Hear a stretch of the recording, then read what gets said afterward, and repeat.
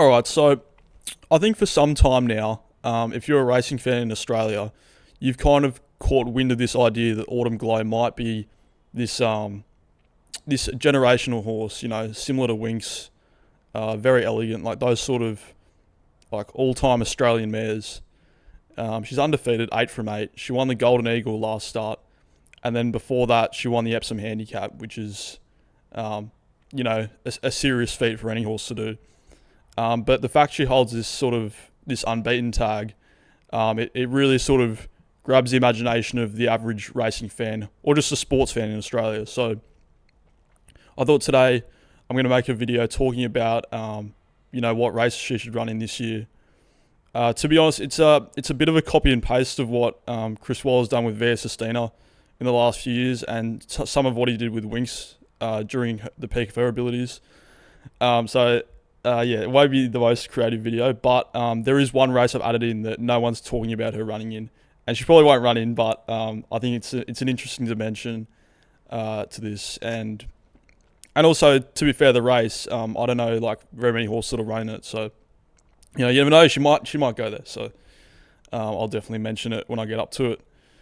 So with Autumn Glow in 2026, we're going to go to the Apollo Stakes first. I think it might be February 14th. I know it clashes with the Lightning Stakes in Melbourne. So a lot of the good Sydney jockeys, they're going to stay here and they're going to ride these potential autumn superstars, such as Autumn Glow. So, yeah, I think the Apollo Stakes is a good starting point.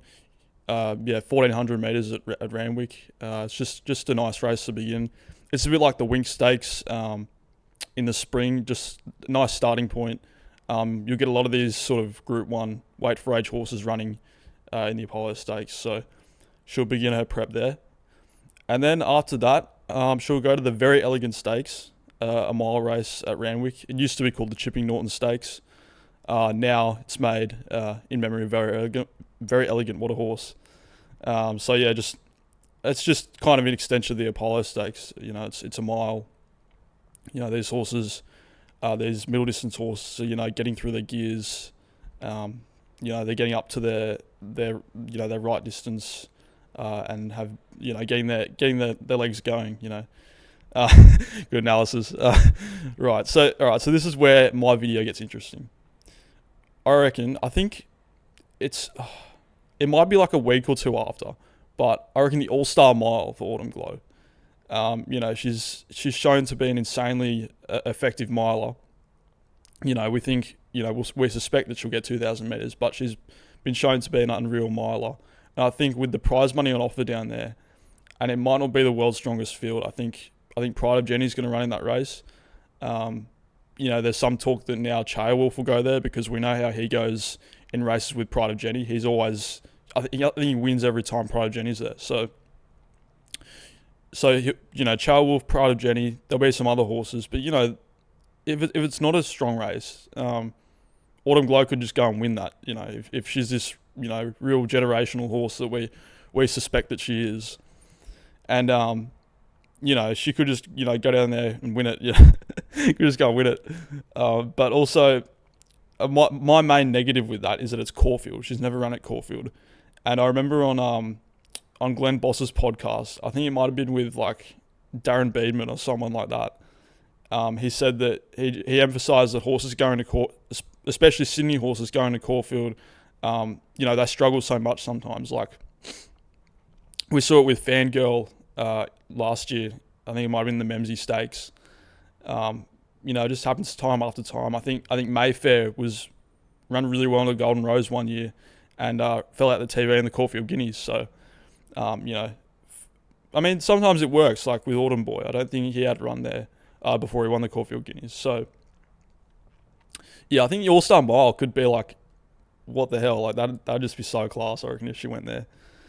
But yeah, All-Star Mile, and then I reckon long odds that she goes there, but straight to the Queen Elizabeth afterwards. No messing around.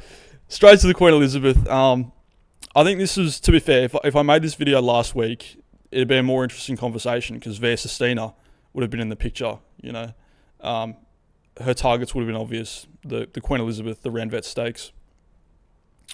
But yeah, like even then, I still thought Autumn Glow would have gone to the Queen Elizabeth. They would have put Via and Autumn Glow against each other. There is another race, to be fair, that she could have run in, and that's the Queen of the Turf. I don't. I think it'd be an easy race for her and she'd win, but there's another Chris Waller trained horse that's coming to the end. Her name's Fangirl, and I think owned by Debbie Capitas.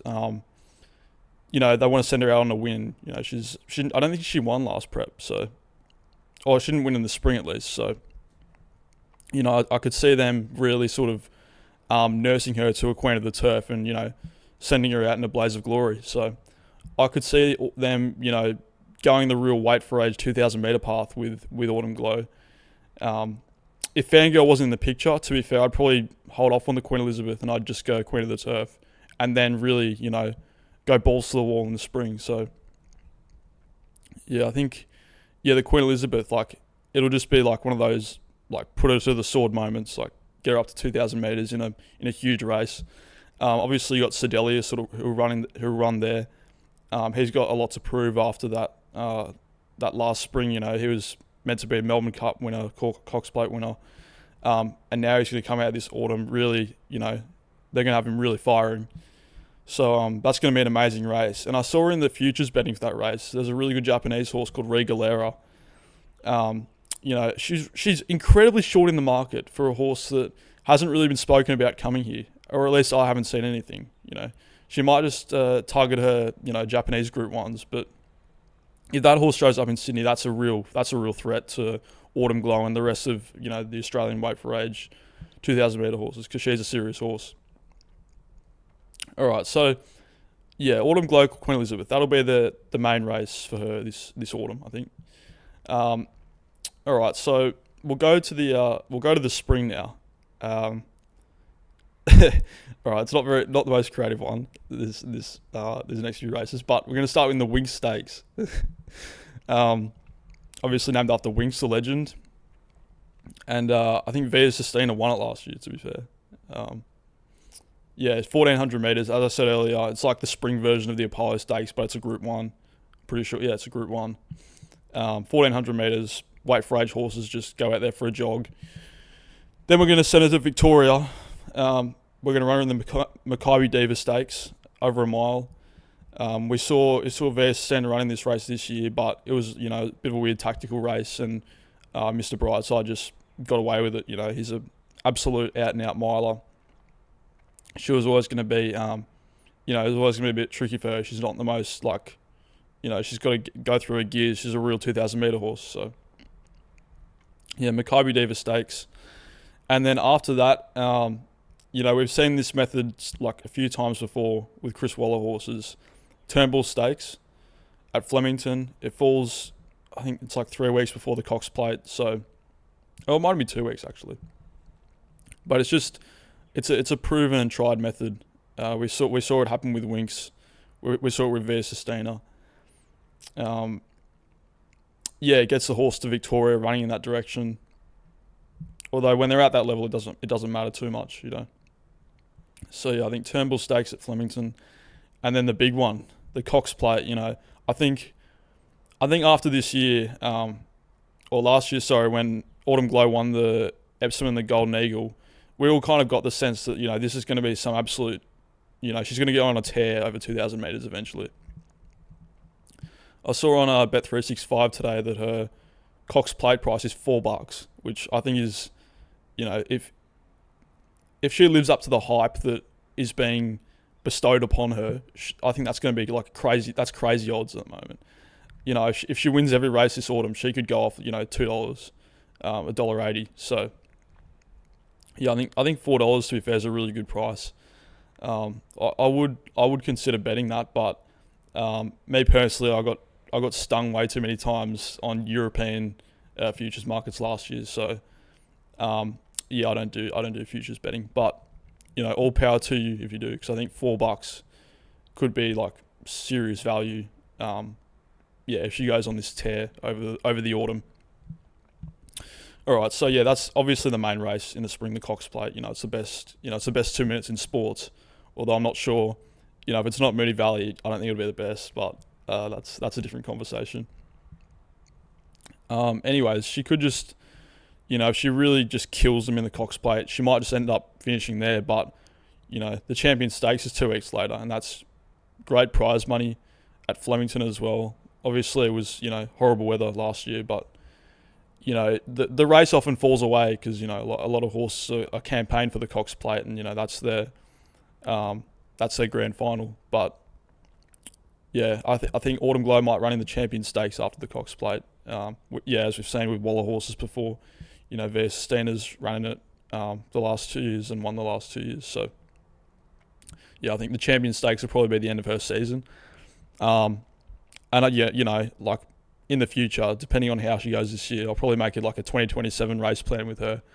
I hope if she is this real sort of generational horse, I hope they send her abroad, like to a Hong Kong Cup or something. That'd be pretty special. I know it was something that Winx never did, but I remember seeing in the documentary that when they were thinking about doing it, I think she might have had some sort of injury, or they wanted to really keep the horse's best interests as the most important thing, which it should be. So, yeah, well, I think Autumn Glow is going to be. I hope she's that like Winx type.